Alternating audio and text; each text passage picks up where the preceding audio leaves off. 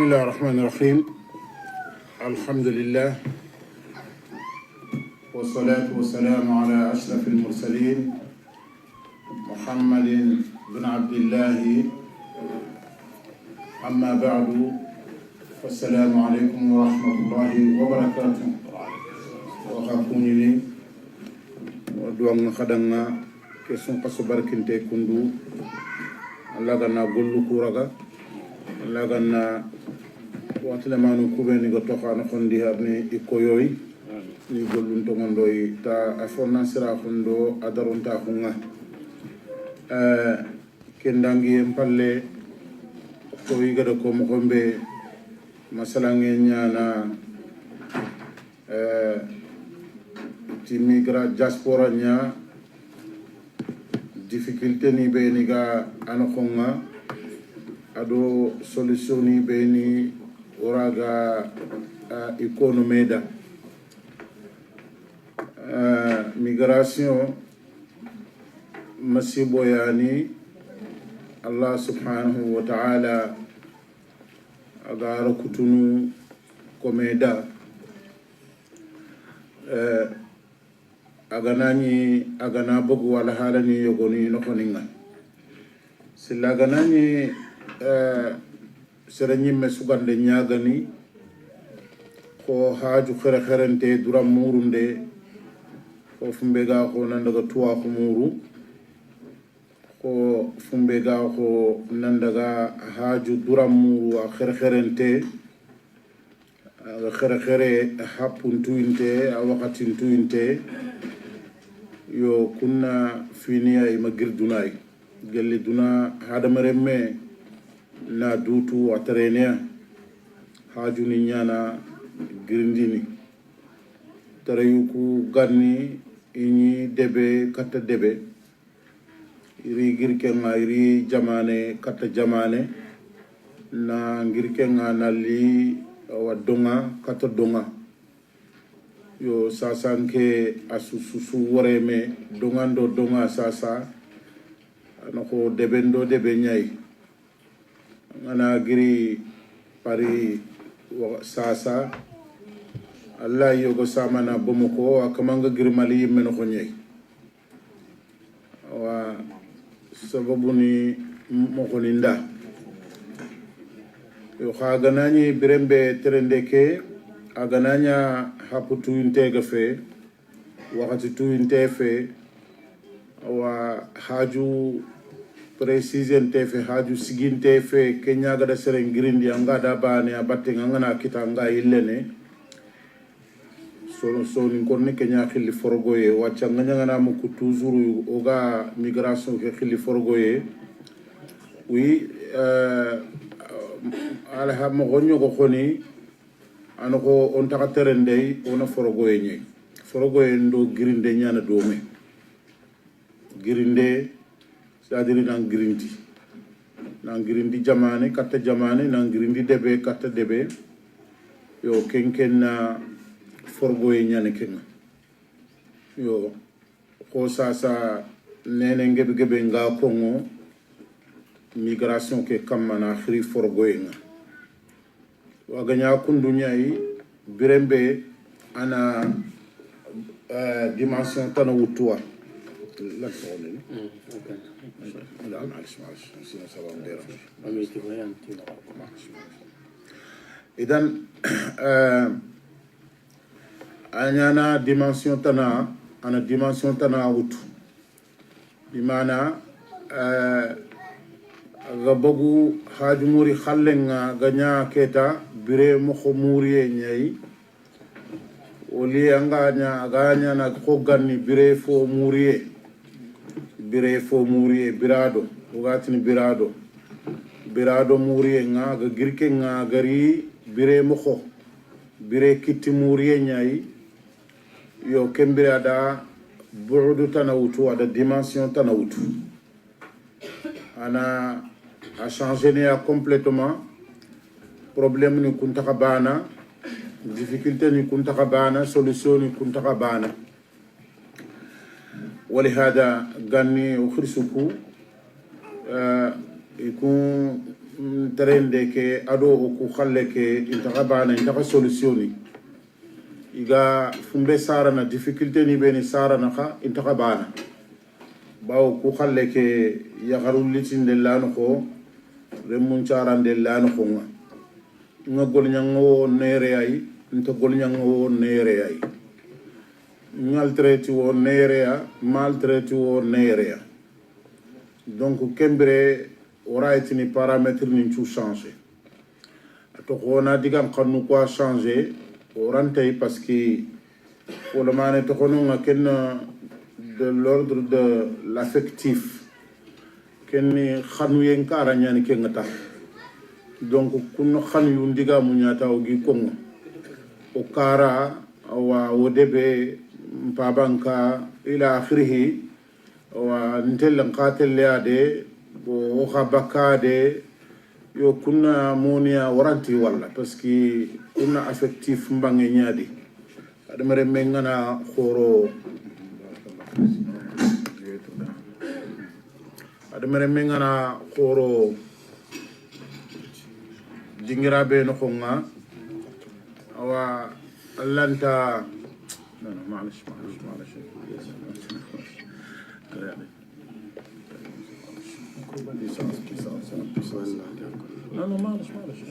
خلاص خلينا نسوي القضية هكذا إن شاء الله يو هذا من أنا خورو دينغرابي أنغا أو نونتو دينغراكي تو أنغا دينغراكي سورونتو أنغا دينغراكي لوكونتو تو أيو توندا كيلو أغنوندا بيرو أغنبوندا سينغو ken dingira mangan kararan ta bakka ngakilun no khonga wa kho oga muku sugana ngati watanun ahidtu bihi shabibata wasiba ilfayn laysa akhuhuma bimunakkadi wa kha kungabe sunyano ko diganduru nyai kun diganduru kha waraitini anta fotoro no parce que den li nga hadamare menda mais ugana sigi folomane woni ni nan fotoro no parce que diga limu be angi kono igam patana wundi ni katam problème ni be anga bere ni no xoma igam patana solution muri ni kundigal limu manya kunya fay kunga nyanga na tini xenxente nyaay inde na xenxente nyaay mali so dingro nyogo nati na finja na hinja serenga xenxene an kado tafianga taxuna kamanga yayina to wundini donc diga ngebe yeyi igora kukogi kono ini yere pour no empêcher oga sobini nanti attention problème khoro ngo kama donc oga masobi nanti problème ni ngo kama on taxa wundini xa on taxa hejene kata wajibi be go kamba ya ganina solution ni muru na bugro ko muru kum problème ni angam problème betu allanta awa ken problème solution muru edan ken kara yani dangenga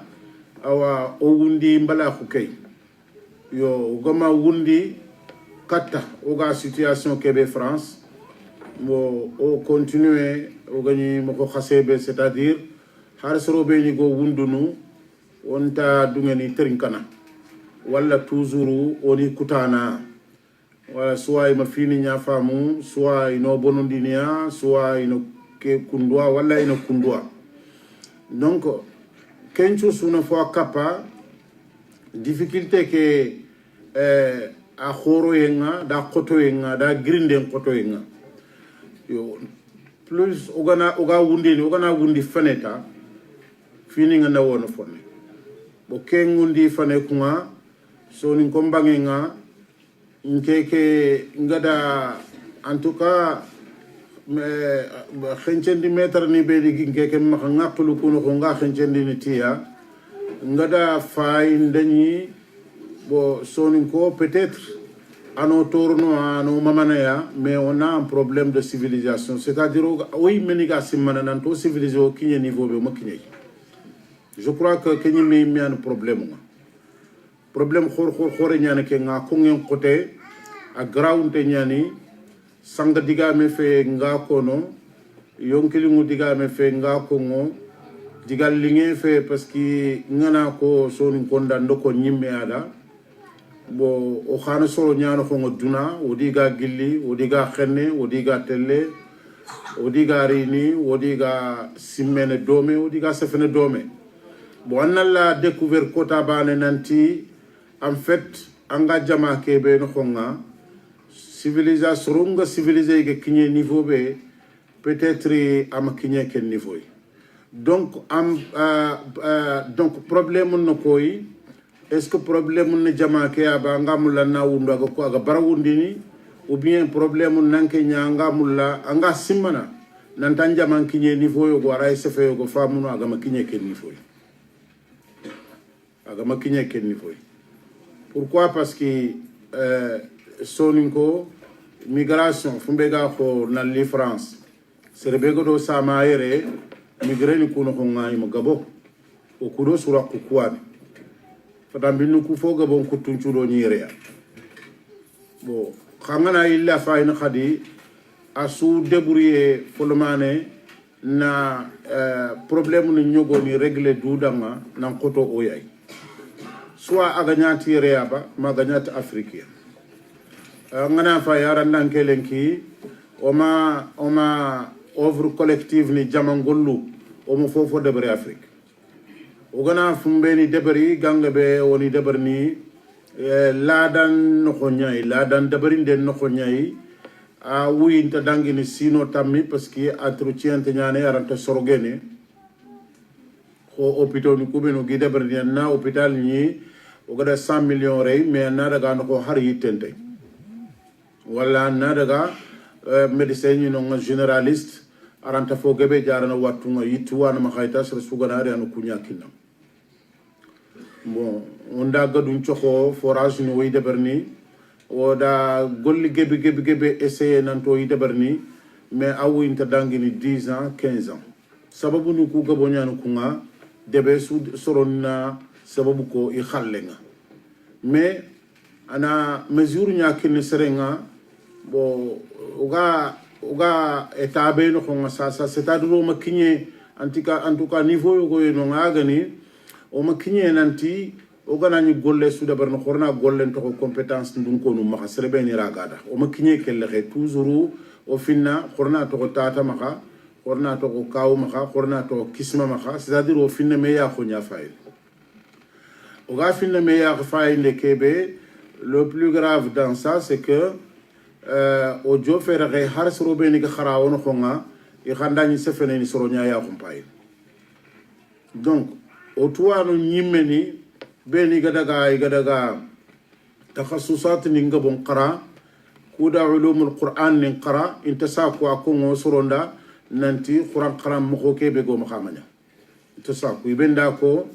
o tinya da modul loxo ada o khrisul loxo ada sunya tuambalinga ada sunya kundu serebe ni gana takhassusun dabari tarbiyanga iganari ranta sa ko ngo dananti ke madrasa sigindi gebe be khagay serena madrasa sigindi khare anani certificat d'études tay me wax comment ça se fait serella ga madrasa sigindi ni anke nyimme certificat d'études yimme tamma faramari brevet faramari baccalauréat faramari études supérieures école ngen qasiki aton kadi méthode ni nyakama méthode ni beniga sanctionné évolution nyana école nga nawtu nokuna ndaga nokwani awre fete lemine nanya makata ga tirin nga wi muma nga ganta dugutana anta jofene dingirai mais kha kubi ni gada tarbiya qara éducation qara igada tusiringa iganari obligé do ka foke ana menene on a toujours kitu kube ni fait compétence ni pour fitna nambakanya bon kembre keta ka foke oga ken situation yayi niveau ke oga finne ken niveau c'est-à-dire non kega do fobe keta na do niveau collectif nyai c'est-à-dire que hari o jama ke me mo man niveau angana fay am kinye antinia on dirait que antinia bon harna nyanga erreur nyano ko ke analyse ya mais c'est difficile parce que analyse fait faut faire simme fait ngar jopa daru wala daru me faramari nati njawo ya buru non c'est-à-dire que nandaga soni kon chagata ma Congoni nandagi sagata ma Amérique ni nandagi sagata partout ni fay ni observer ni trinka ça permet aussi à oseren demana anga le niveau conscientiel au kafon conscience mana ay haklu nga xikine niveau be collectivement ma harsre beni gana dangia kamu ngay khaga yankana c'est-à-dire ngana daga soni kon harban nan comportement miskinan comportement nya banany mena burenge be ngama khade mais ngana comportement ke fay il se comporte à comportement na miskinan comportement nya toi nan comportement na toi mbalin comportement nya c'est-à-dire force no wure dunyay force ta kamu dynamisme be go kafon no khonga il y a un très grand dynamisme au kafon mais dynamisme ke no wure dunya ta kamu mbage c'est-à-dire woli aga nyana kamu nga iga futu nden debar no wure dunya sagendi ana wure dunya iga futu nden debar no kamu nga na yankanti peut-être ara nyana nku soni ko do nku diga mona tri tar khafolo mane khama khay mais orante tinona solution ni muru tanka ogama dur khoto na awa simme afina ka fo kayme état d'esprit nya kama c'est-à-dire haklu ngati mu khobe igara khebe ogama simme kenyi me kama afina ogama simme ken kama oto khotel projet ni nya utu ke afrique ide wacha afrique ide awa projet nya no gode debriere uga deberni sinfono be presque ajamanda gama nga fa manama kamo tumi kamo nyari sere groupe ni be ni yakarunga di former jaba debe ke yere do afrique de batte ngay daga ma tanjike do fo groupe bon mais afalle les choses se sont un peu entassées bon mais allanta fofo famuno c'est-à-dire que diga menga na expliquer ne amanga tampi man no ko ngadan kutu toujours question bani ke agarini arini agili sere bani ke ay bo ama fim pam warsa ama fim pam donc ogana giri sasa nantona anti wana difficulté ni be ni ga diaspora nga immigration nga ona ikhara ona solution ni nkhara question fana be oga poser ne ko na kharanga koda kan solution ni an kun solution ni ko koda serembe angana diga me solution ko ngoda aga continuer ne asine sino filinanti kema fofu fam kuyi wa harsa ike ma famude harsa ike ma famude afrique ide maintenant je crois que ada sino tammi me bagaketa afrique ide de simada sino tammi me bagaketa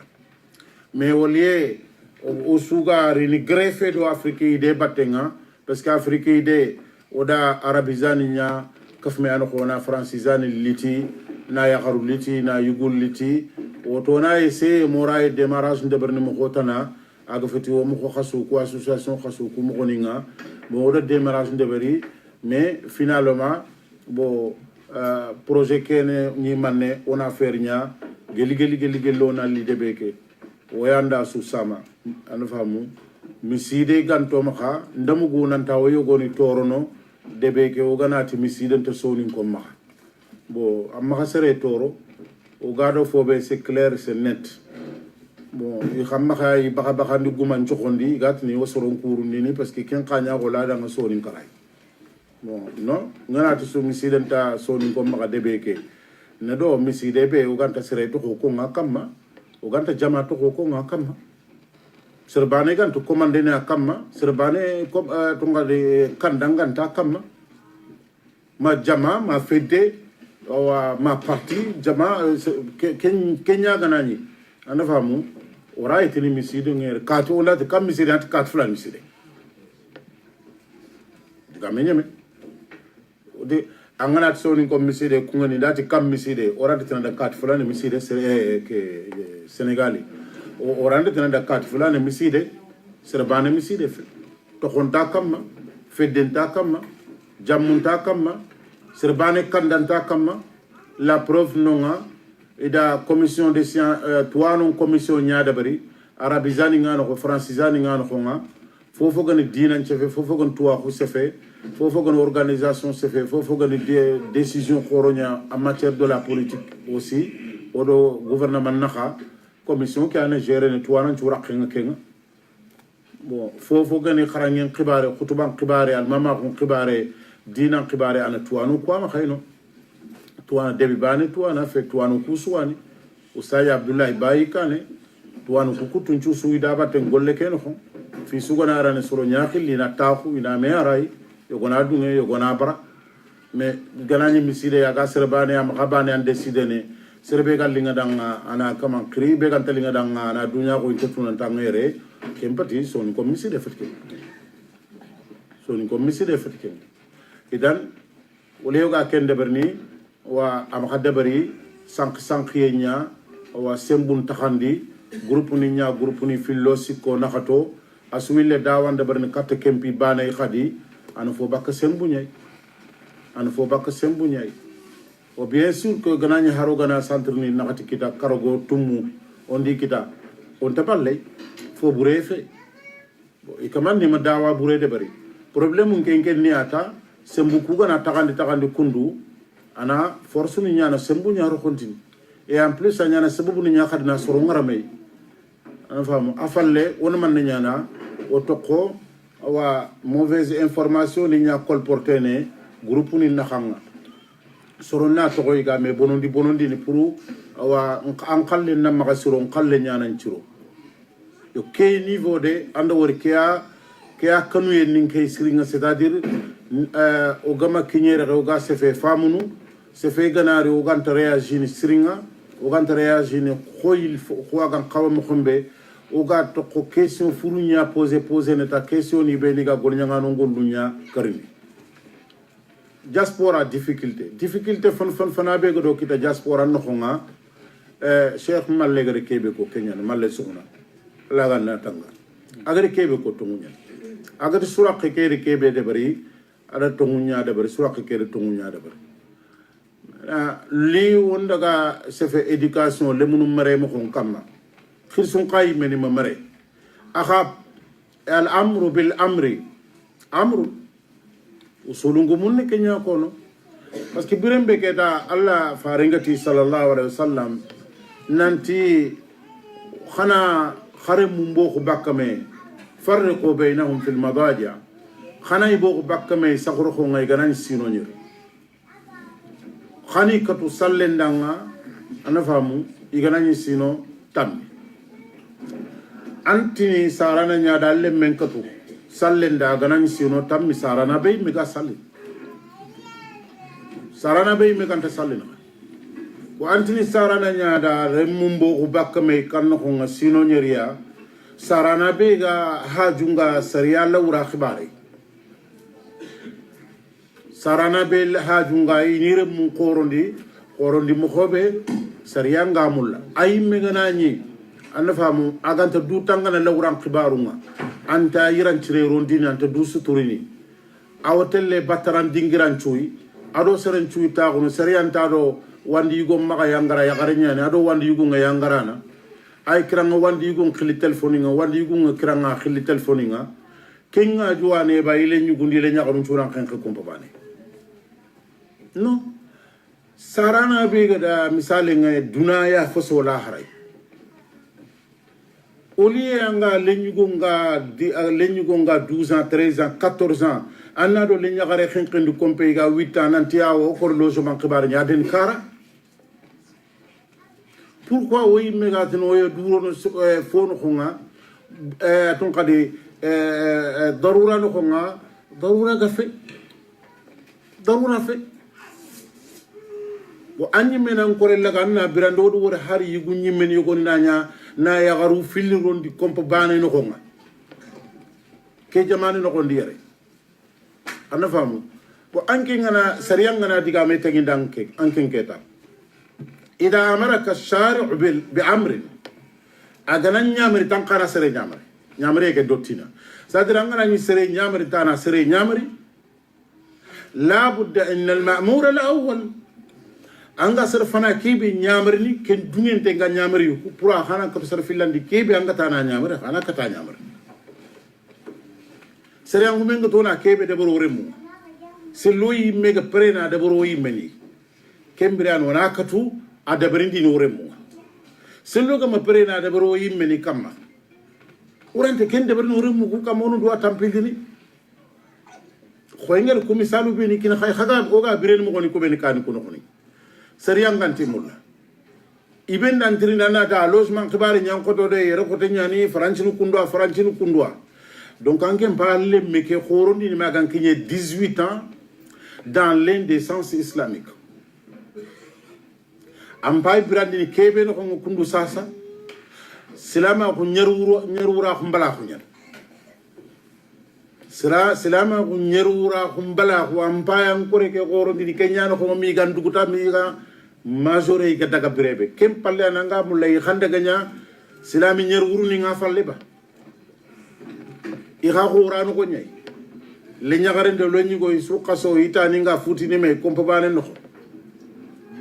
isuka wankeri no kubane nga isuka ira londi no kubanu nga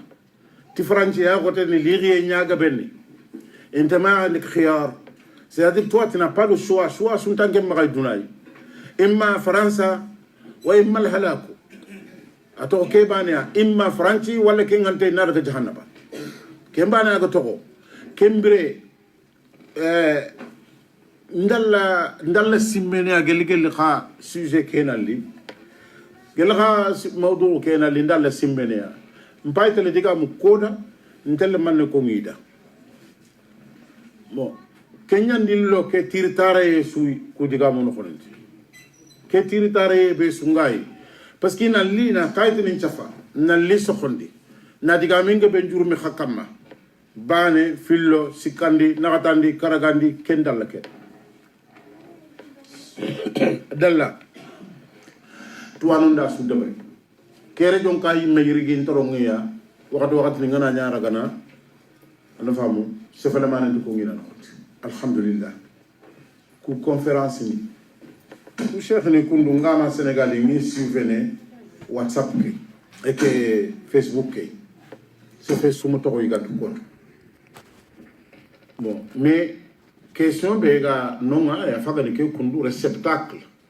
est-ce que réceptacle est digam ko parce que dire no kuyno ngaba ken no ko ga gemme digam ko yo kengantano awre ni ata digam men ko ngindo al hawa daganata et voilà pourquoi ça ne nous gêne pas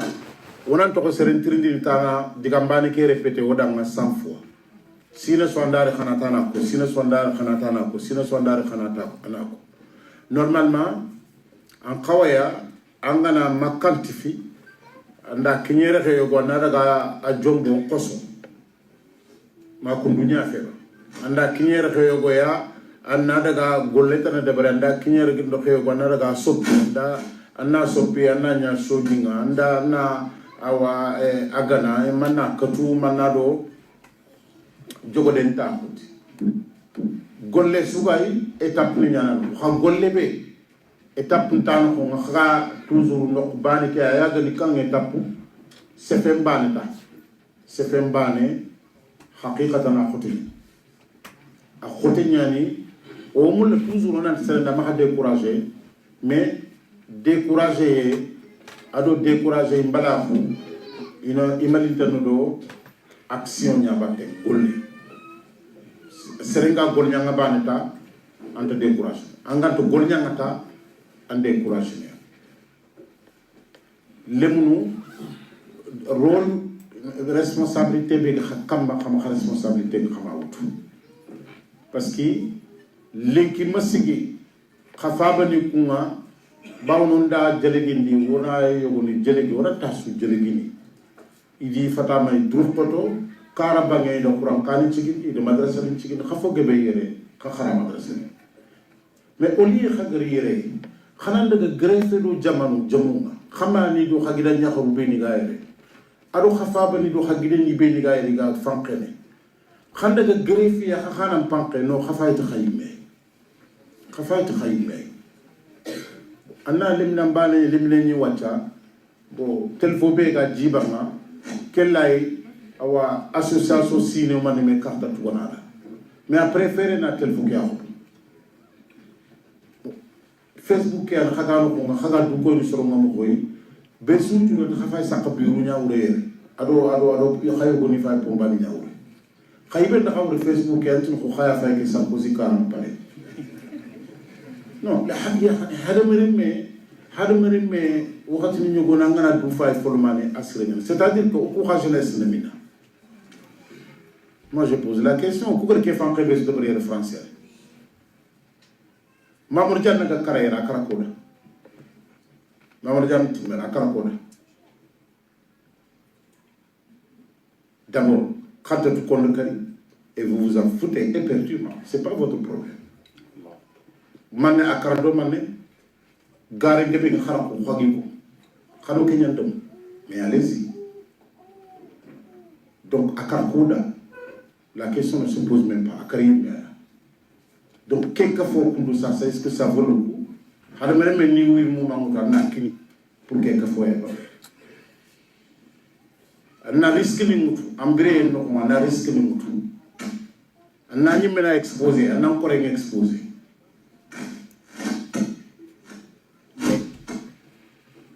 Les nouvelles générations bégrées pour faire les ira. Ça, c'est quelle question pour poser. Kada kumani wari khama khaso ko gadi wari na khasara ina khoroti ina khadema khaganyexi ina ile de khadi ya fa wu beran khadi pour khadi kismol khaq khabunga pendant ce temps là khayru khaybe maté diaspora difficulté ugana tona diaspora immigration difficulté on a encore otini ha khadi une question ni nya poser no kay parce que angana difficulté ni qara diaspora ça dépend ko difficulté ando ko difficulté khara angana serbe difficulté qara amne kenya solution proposée difficulté no ko diaspora immigration ke khando ko okuba wala gouvernement parce que le gouvernement a des difficultés, il y a des difficultés. Pour les conférences, les solutions qui proposées, ce sont des solutions à proposer aux États. Parce que l'État n'est pas si grand que Jamanu Beni Nokoninga, alors que Jamanu Beni Nokoninga. Immigration que pour na gaja. Alors, immigré ni Beni Gane pour ni démarrer intégrer. Parce que le problème filière, combattre l'immigration sauvage. Ado, na immigré ni démarrer intégration de l'homme. Mais on doit pour le coup, ça faut filer au coup. On doit pour le coup. Ça veut dire qu'on n'a rien compris. Parce que quelqu'un pas quelqu'un dit entre temps, des gens qui n'ont même pas ce qu'il on a fini à nous aboutissement à la c'est-à-dire qu'il n'est pas parce qu'on n'est pas sincère. Au Kalasinto fait. Kalasinto fait, à nous gel au toit, nous nyama ou redouan Kalasinto fait. Léo. Au Kalasinto fait, Oda, on est presque là, on professionnalisé, c'est-à-dire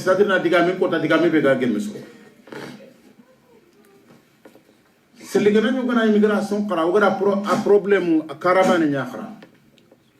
C'est-à-dire, immigrer une difficulté. L'État a une difficulté. L'État a une difficulté. Solution ni ngono giko. Immigrer une difficulté ni loga na nyoga do Kenya. Kun qadi durant solution ni. C'est-à-dire rien palle yere keta o se fenta gado rien ke yimme. Rien palle yere. Mais o se fe yimme ta gado kara khay. O se fenta gado kara de. Parce que o gana ni se fe immigration yimme kama a difficulté kama ni. On a dit il faut on a kara à développer. Pour que les gens n'aient pas il y a la possibilité de Kenya. mo se ben ro yi meni be ga yere difficulté ni be go kamaba be o yi me be ga yere difficulté ni ke be go kamma kota wo yi meni na fera nyana foga talan ka paquet difficulté ya parce que anke ngere d'abord am français diplôme tam métier tam am bien stabilisé o gatna ni ke be tan la nyakaliti so be ni ga difficulté ni karanga allegre ni planté ne itelle allegre ni mi ke planté c'est-à-dire mi ke tonté do ko banena taxate no ko parce que société ana yi méga difficulté nya accumulation mulla bawni bani su ke be ga linga ta Kenya an Kenya ba onati ono ya xentari bak ke su kama cheikh khoron ono ya xentari bak ke su kama malesh ona ma ke su fay o ka fonu kundwa mo on kundwa donc khorna fay ta ona solution ni mu d'accord ona solution ni mu kan difficulté ni be ni go yere bo kan difficulté ni be ni go yere woyaku moremu ma golnyal ma intégration kan difficulté kan do kanni har sa yimme kunyi meni laban tonta o haklu no ko gamulona difficulté ni be ni gaja parce que o yimme ni ronu fo nyaano ko mo gante fo be xam o gante fo be xam طيب soit on a les mon kalemut on a yahu kalena kenge pas difficulté parce que kenga andandro menyara nya xen on ngeti alat fo ko sare dake anya la nya qualité ranke nyime mo xara anta foot anda retiya aken kam xara xara bal ni fili xara ga fu la xen taxi bay xadre mu tiara ken doxo anke nyime ta éducation mo xotu ante fofu tu xaragne xibaar ante fofu dina xibaare har france ke ga ko ngi ante fofu tu histoire xibaare anya ke ante fofu tu ngay xayle le mutu mineri segi khadisa dum ko pere donc on tangi ya xare ke xale parce que agri ke be sara violence ke be sara ka ke no nga xante mu le sere xagira xiro na xay xante mu le sere gira xiro na xay c'est pour ça ngati moi je me pose la question de savoir au kafo ke gar ke be sasa est-ce que haqiqatan o hada mere mu dunalen ki ga kinye niveau de civilisation be o kinye ba keni ke ma question xore on a le munu qallem le munu o lele mais lele akhayam pus bante kha uga kan no qube ken ne o ma daga bante o ma daga bante kanu ye ken no lele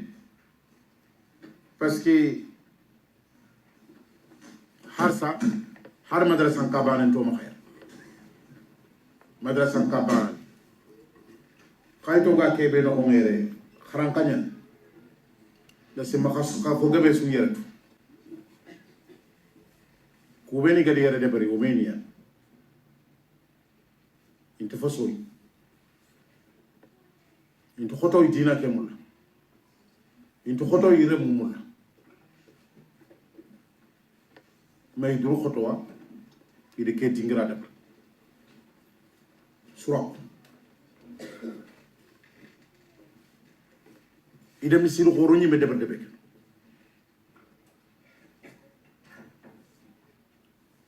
pourquoi parce que haqqil bani an angatu mpaga digame ko biren digame ke ground tanya aray nyane yogona mesure ntu yogon ta mesure ntu no civilisation khibare ke be ngoro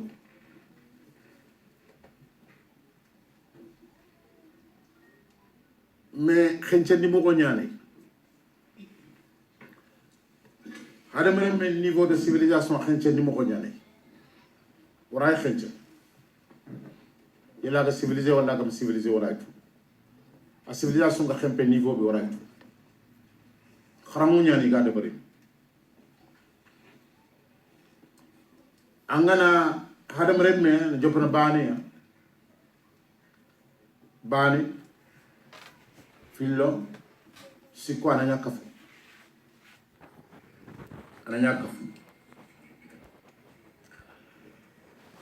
agana nyaka fo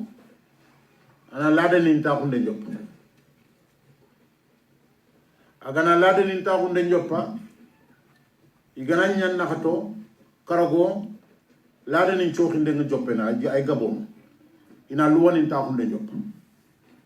ina sage luwanin ta kunde alla ni sariya ni nyankandi pour kafo kenan internet ka sariya parce que lada sembete lada jamanyal ta khundini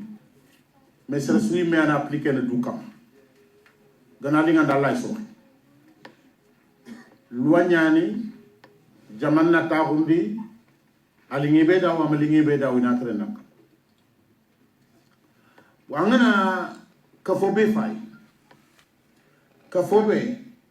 anta nyumini ladai anta nyumini luwai anta nyumini dinai khani ko ngabane ya ananyina ken kafo bane harsa asimme no khonga l'importance na yimme ayime individu kay arake anoko afate mais kafo kebe aga birina no khonga asimme makinyere renan ta ada bagida ini torke kay yimme bagandi ina kini kafo kay ar bagida ina karayi me ko anga soro ngalla ga kala kafo ninda ar bagida ina panka ina bunju tuni kini kafo kay mena duro na ta sere sugana de baro kafo kay wona jale gina angana nyanga kiranga dantanya ta association chafo nyai ankina nan ta khundinia am pam gana nyaga ira nan ta khundinia angide gana nyaga ira nan ta khundinia me jangi gam magatina khalan ta khunne katambana ni re kati kuntu ku khafat soro nya fam ko au niveau pas qu'elle est moyo goyno uganda kitana na yillandi soni kan khanenga c'est important à nous de masoni ken kharanga adoni le mot engagement arabun nati at-tadhiya français nati adanga khadi sacrifice kumoni sikki anako kon kam ko xamne ken xoti soni kalem ko fa yere personne n'est engagé à rien c'est sum tayra xanu nga engagé har ganda ka to ko kartani khandi wutu wacha waga khanta kay lenanti ngar carte kebe wutu yeru ndugu nandaga atuka carte be ga soro magaya association ni nokoni soro ngadi wutu kun kama ni ga fama geli ko tabe ga ken carte wutu wa nyame c'est-à-dire at-tadhiya ana famu anta khanu l'engagement anta khanu du kilinde antay ken kota nde exemple nyogo jofandi naila jofandi na kadi presque c'est troisième fois nga jof nga ko ngari français ra ngada wori ndoko tafsir no ndoko conférence bane no ken kota naila ko pourquoi khameni ko khado kubeni sugamba khado su golnya la khabani ni ko ay ikunni dinan cigindi inire mu mareno kunin cigindi inire mu qaranno kunin cigindi ana famu tukun khalisi banani ay pourquoi khakunga wunuata nanti fonto kama pourquoi khak sonin kara angana daga arabu no ana lemnu nya wala milité ne ga fankene association di nokoni angana daga sonin kara angara association kendente suwor debe ke kirsunya nakam ser qaso daga do misidu ku subatte serbini ga sikido misidu ngani koros daga do association khoro ku subatte serbini ga sikido association ngani koros aso kirse ko daga arabundo asulemme daga français ni no asulemne. Donc est-ce que waxti ñama ki la question posée sur l'état d'esprit de la jeunesse posée à Cap ntono xarangé de ma jaabe soro moy gada non xarangé do conscience xarangé do conscience ta banka ta kara xarangé do wundié ta kara xarangé do famu yeyi men ta kara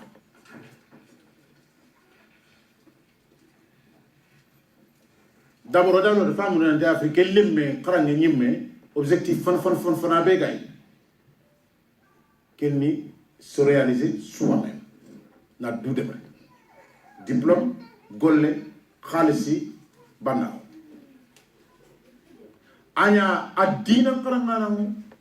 a mana arabi karangana a français karangana anglais karangana ke yani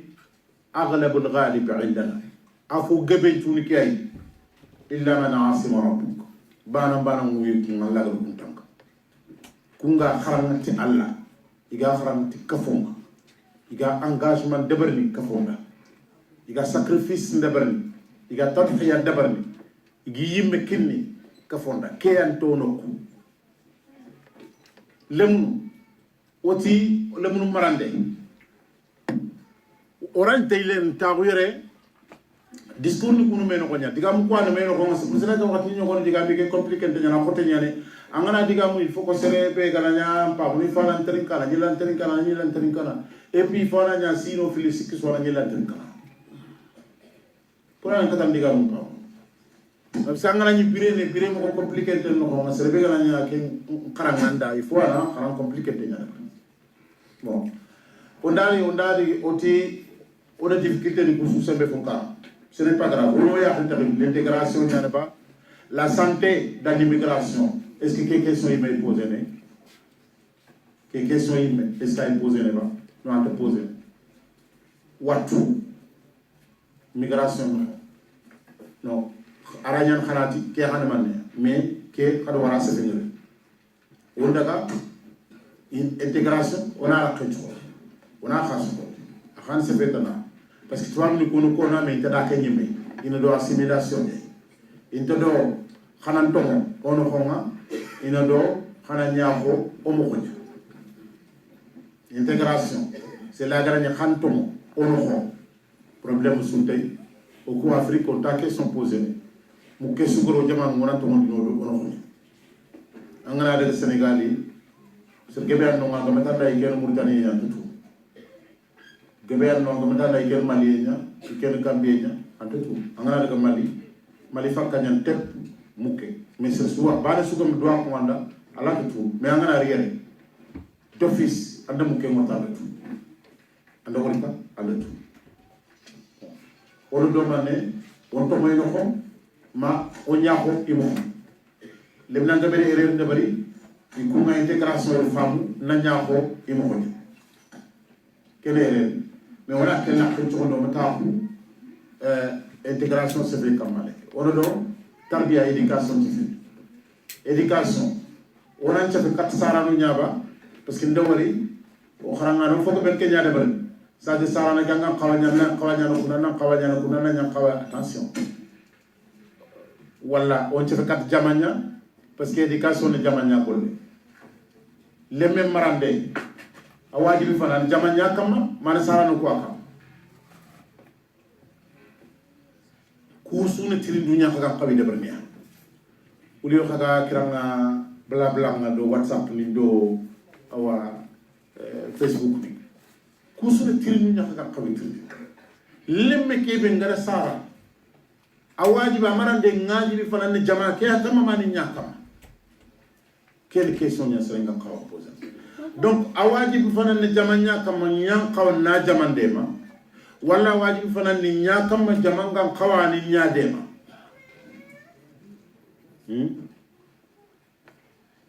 est-ce qu'il y a des questions posées pas wala ambani ana lemme marna ta jamanta khentay ma jamambani ana marna ba anken ta khentay kusun question ni nyani posé katanga sare nanga kompe pakareme. طيب kawanda nan kanna ni kawande ni keta il faut na to an kawande ken ko nga an cible no ko an ko cible ne ni andiga men tagi no koy anga diga mu ko ben kenga fe wutundanti ya isiru iframporo igamun to me wutundanti parce que ima ciblage magam mo ando wori angana ciblage ke gana gamuta kafoke angana diga me su tegi dia gamu aga tenga ka khos daga kan khawtel no kebeta i bouger na parce que bunto ay gidia i diga mo anda tunu ananti diga men daga i daga no dagi daga no lembe marande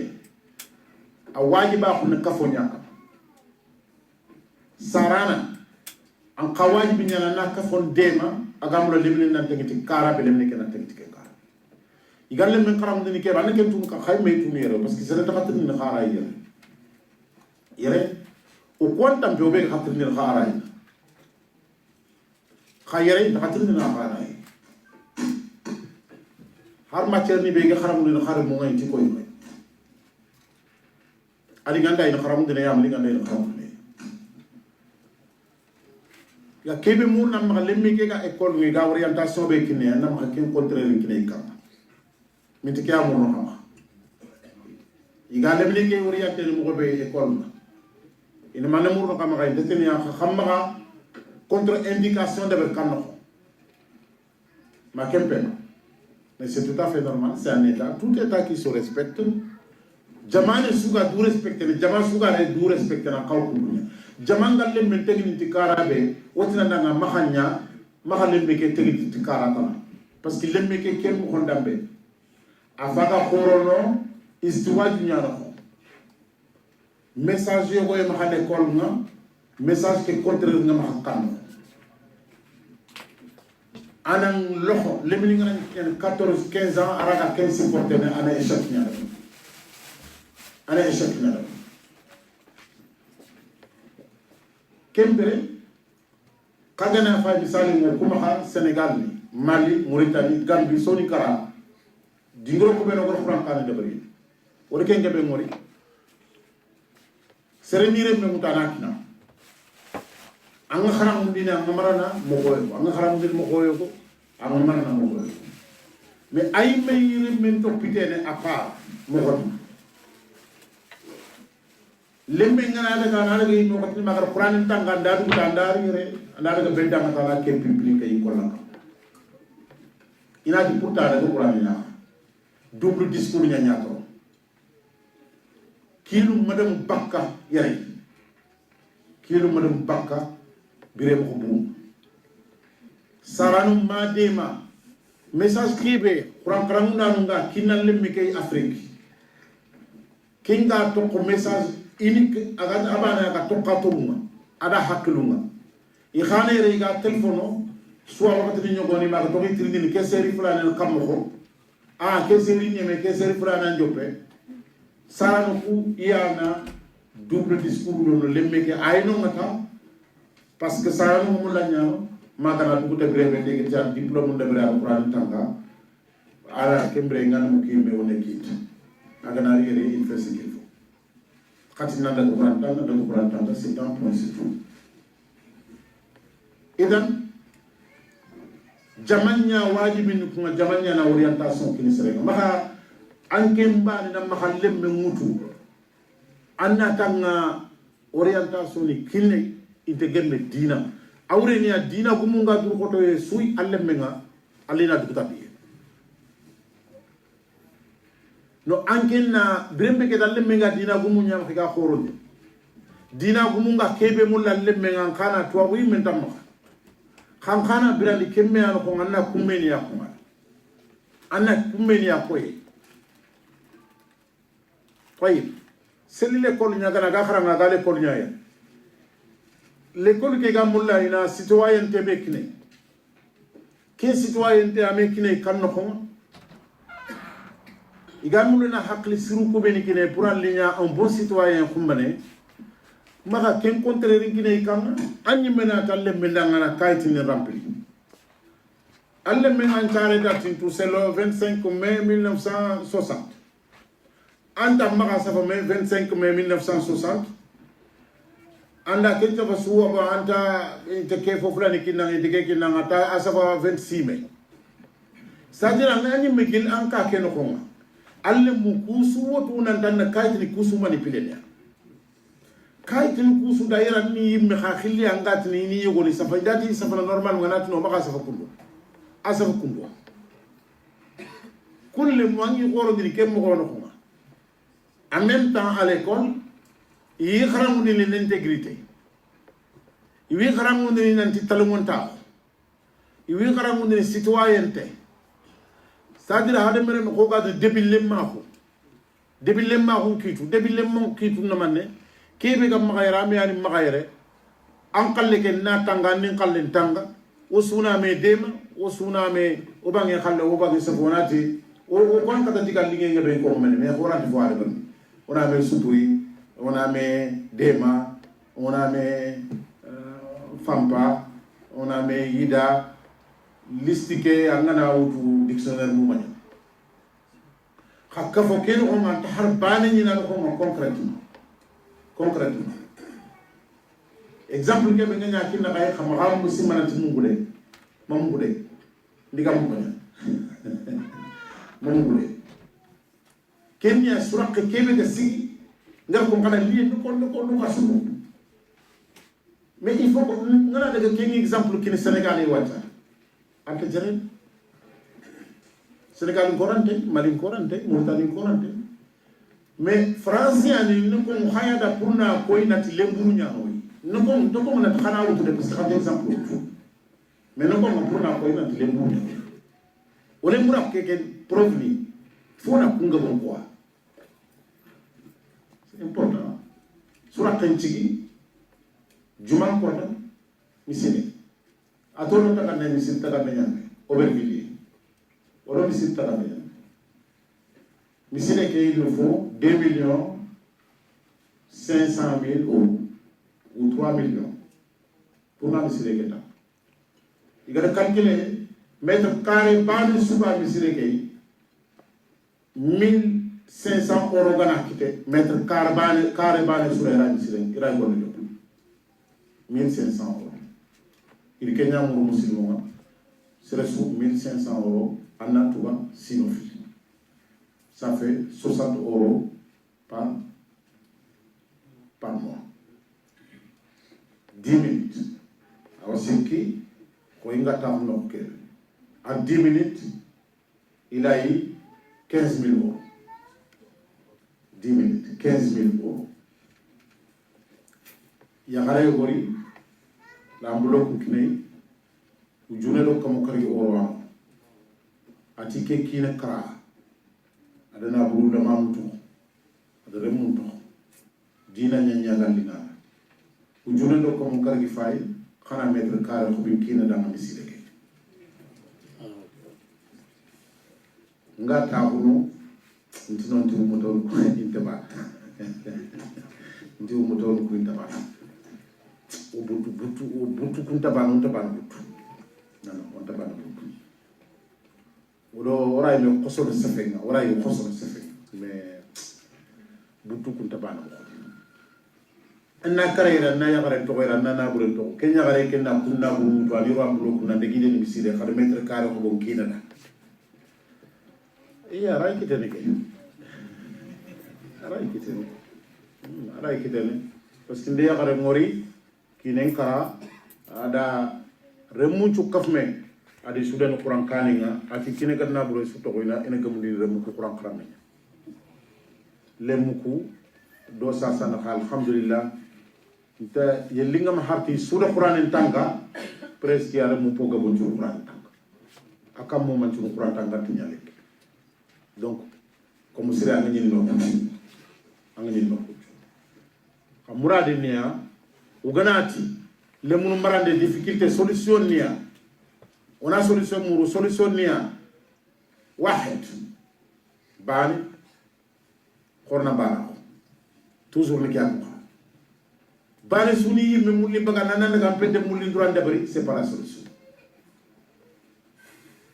bana suni jama mulli ndebere anda daga anda wa kadini da 100 millions ñak mais du aw xanda du ko doy 200 millions kitana c'est pas la solution c'est pas la solution c'est pas la solution solution peut-être fana ñana xana ba xana ka kitum ki daga gida ñaxaru kitum parce que yana xana ñetun tel ni golle ki kamayro ku yugo gara association su de bera su kare ngey metu wax nga fo ñimme baane ngara association ni ben debari iga kare sergebe hari ngani to ko yere sere taxitu iga tale mana ko to makka sko yugo quoi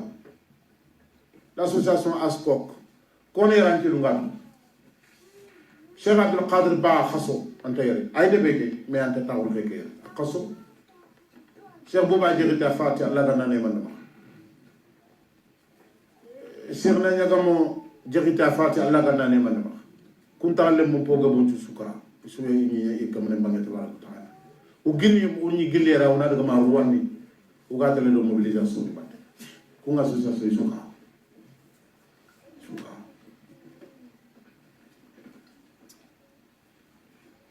Kéani, Afrique idée, depuis presque 10 ans, ana sigana yank. Hakelni ya yaharu kugan konya. Bawni ku yan duru khoton toy. Malgré uga tora khabero ni kama kani no moni. Mison debe uga ro ni kama yaharu be ni ga duru khoton do association ni. Iga duru khoton do dina ngolunga. Se fe be gini ne kani no moni ga benya.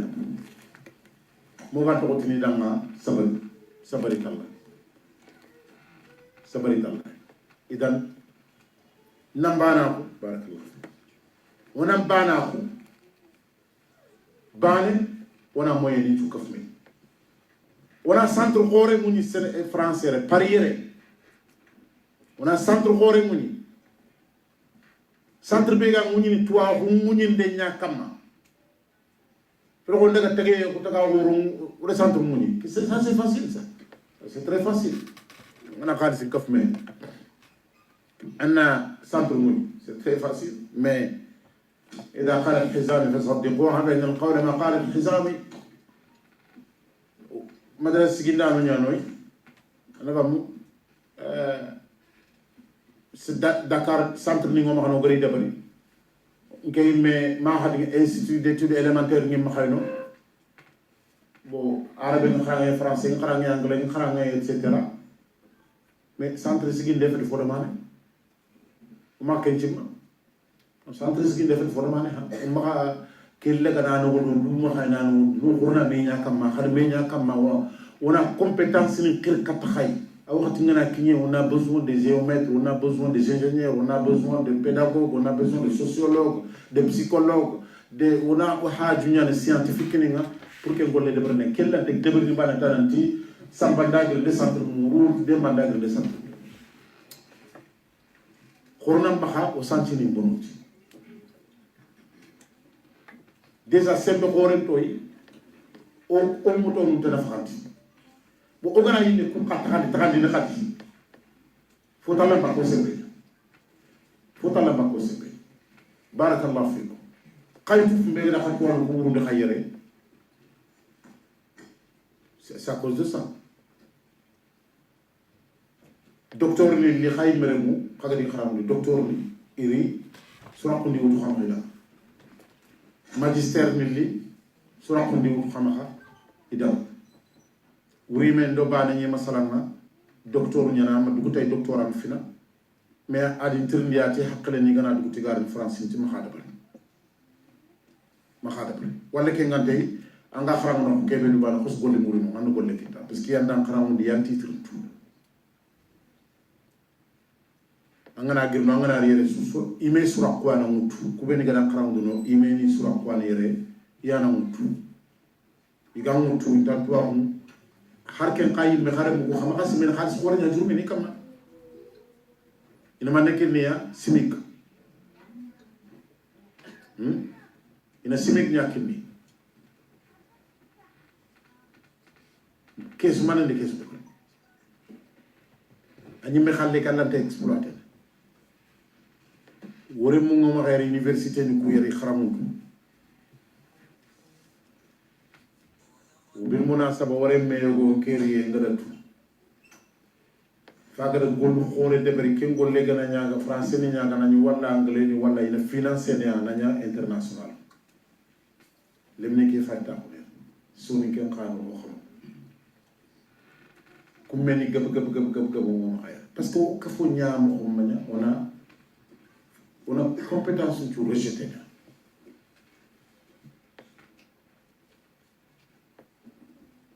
on bana ono sembuncu kafme ona centre muñi centre B aga muñini ti toi ko muñindenga aga ñana multifonctionnel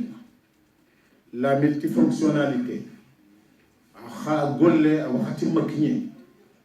mais xan kafi afrique idée xan kafi yakharuma ana fam ngeen ko ni ngano ko sun nano ko nga xafal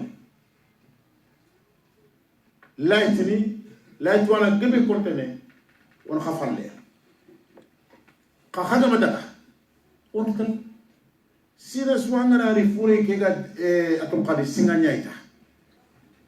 to fi sina su xat dore bagawre sina su xat dore bagawre kello te gem il faut fure ke xana nya jinya keta que ana fobe solution c'est-à-dire xana éducation français le munu éducation xana a famille moko a simme moko xana changer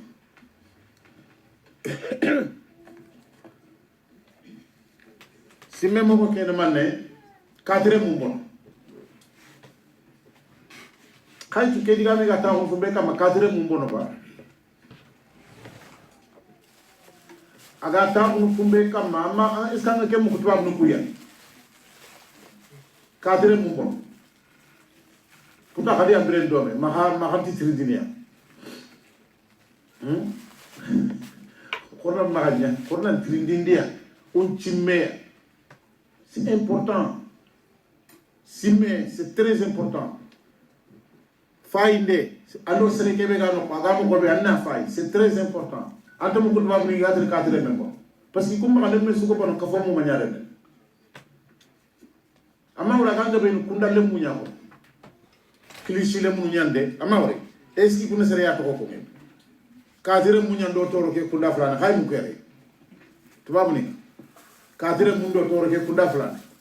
no itina cliché le mu do toro ande awa champignon le mu do toro ande awa satrouville le mu nga ils sont agressifs ande toujours l'individu est l'œuvre de la collectivité. Hadamremme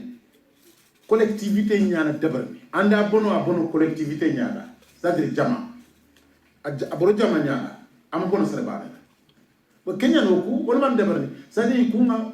kenga na nyata man nyana irati cliché le munu cliché autorité ni nagri sax police ni nagri politiciens ni nagri, chercheurs ni nagri, travailleurs sociaux ni nagri, solution capitaine mo. O ko ga wana hawto gana ti katire mumbono kongi. C'est notre avis. Atu kamba na problème ke. Awne na ke ta lebne ke ta ke manda du fata soro wakati be.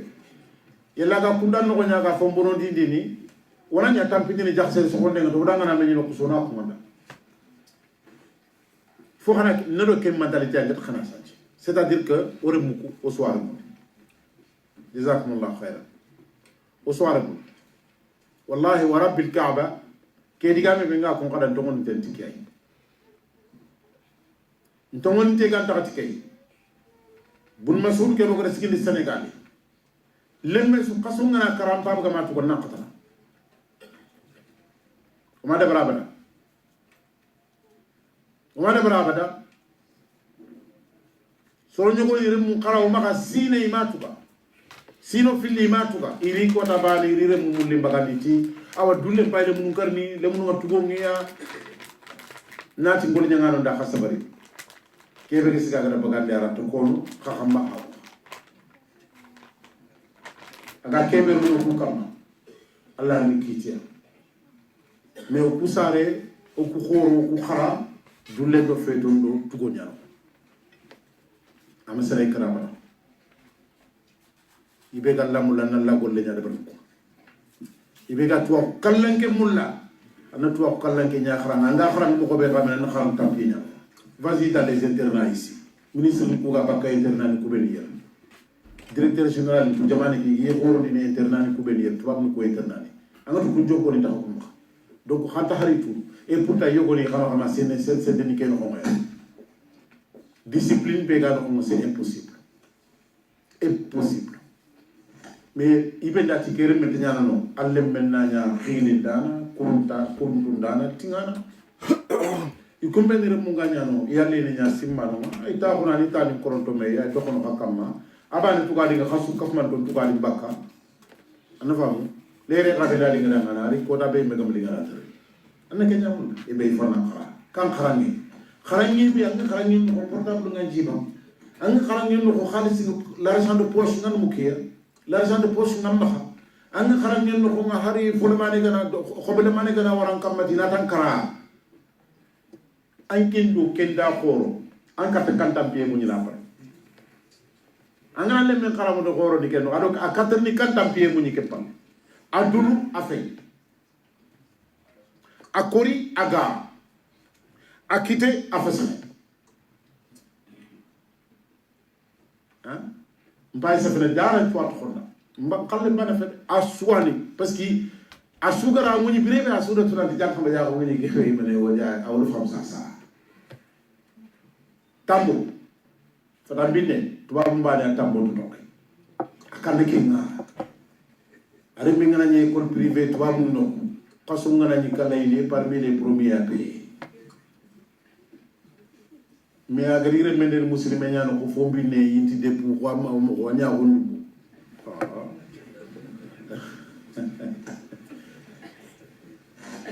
la gana ide ñu wala khadru ko do xana tuwanu ndema gol ñana jazakumullah khairan xana ngir kafini kutandanon do bonon danon do serebeni ka sorongo wurno ti me firmi i kha yille ni i mara mulagam ti to ko tata ku deba khoro be o gino ko soni kara sa soron qayteli iti to anu da mahallaqale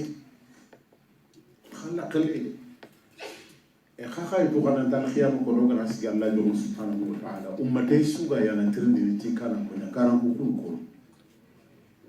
almamilin do tuwa kana finga na dir kana almamilin do khatwa do haklan do da mahallaqale ku akhana ko sti nge nchoronti na mahallaqale akhana mo ko limada ngan tan nakal away nan kana andam ko wala ke duna ya daru ummate baka de nyanga yigamaka ando wonina hayna wi ko kalle ga garaw ni sage garu ni mati be gare ti finde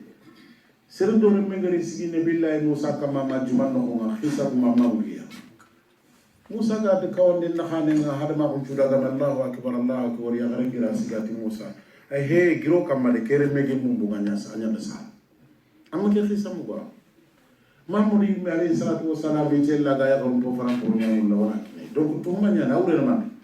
kesu wana do ya garan param pri anga na buru nyam loni kina kesu man ken to man awre ni peut-être ando na buru nyam kita na to maki afa ko anken tan mulla na kungol ko men ya de ber xam ko men tanken kita anta minna e dunya ukhra wala tamshi fi انت بتمشي في anda kenya ko ni nanga tele tunabe tuma kenna tuma soko hofru so ko kalle so kera ko fini sere diga dur ko ngi anga to la do mo so kera kella ni ko la kella ko fina ke mure ne nyanga njok du kam yo inshallah agillo keta wa diga me ke no ko nga préféré na zigzag de ber kundo wona mi haklu kat fi gebe no famu comportement ke surtout comportement ke no nga parce que gollu ko kun debari mo koy dal ko ngi tuwanu ku beni ga xama xayre alhamdulillah i wose o fihi kifaya parce que neti falle xayre ñaaxe ngi kiru ngi torome xa problème neterinkenya adoni batu khakutandal le mo fe khakutandal le mo o kafo kutandal le ma fati tuwana kafo tuwana na pata anda erreur de brani erreur assumé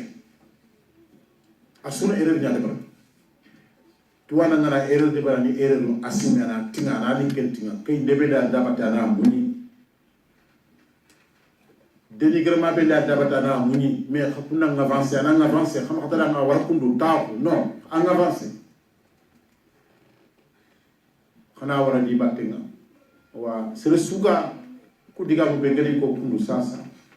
anta do nanti jama suga debe kan ma khatu la sundu khoto nando ata jamul ku gana taxandi gana nya kundu ato xara solution ba kenga fe khatel clash nya de bari dans 2 ou 3 ans clash na mané crip bawni keta centre de revendication ni gabo ko fo bani ken xoma bon aray nyana natu oui waray ken transformer na nya atu ana fosu ken manne jamo kusu xanan collaborer do ani bana suyi me nga projet no xoma ando fanke ngame xandan kapal mo xana xaki tukini xamma xafal ko yi zara maganya afrique de gana ni golle organiser ne ana mu xundi jamaata ne ken xanda ni golle organiser ana mu xundi jamaata ne wala ana deberi mo xobe ga ko komi do ga jangi ñaga me kenga wuyinte na ken ko ngala parce que ato ne khalis awre ne manne kunte mo suga khalis ni kiti kitu ngi brembe i wori ina tu nanti fo ma tite kanu kusu tu ngeyno nkhempene yela ta dangin fo ma tite kanu kusu fo nyu tite kanu kusu tu ngeyno alla ko mo ko khalo ke fanqi bi ganu alla golle ke batte godo fili sikibe khanda kite alla golle ke da mangara turge ko nya khaga turu buru do ke batte kagama ha qilen to ko bi kembre khalis ni liye palle kituma turu nya len fu mo soro mo sembe ken katnya kam ma vosi rengen fumbe jamobe ni suga debe ke soni ko nyagan khay xana collaborer do me xana har commission technique khorbane de bari ken commission aga khasu informer jama su gona ni fobe de bana jama ko kutum informer yeli jama gana hadaji jama yi metuana ya na numiya ana de gite kembre golle ke ara telle anani dans 50 nyana no kuma dinanta nan daga me falle kudu yo kenyani inshallah wana la nyaga subhanahu wa ta'ala kalima lamanu be wike diga men ko Allah gana barkeriya Allah gani rodanga ربنا تقبل منا انك انت السميع العليم وتب علينا انك انت التواب الرحيم اللهم تقبل منا صلاتنا وصيامنا وزكاتنا وحجنا اللهم لا تدع لنا في مقامنا هذا ذنبا الا غفرته ولا مريض الا شفيته ولا مريض الا شفيته ولا مريض الا شفيته ولا مديون الا قضيت له دينا ولا مديون الا قضيت له دينا يا ارحم الراحمين يا رب العالمين سبحانك اللهم وبحمدك اشهد ان لا اله الا انت استغفرك واتوب اليك سبحان ربك رب العزه عما يصفون وسلام على المرسلين والحمد لله رب العالمين.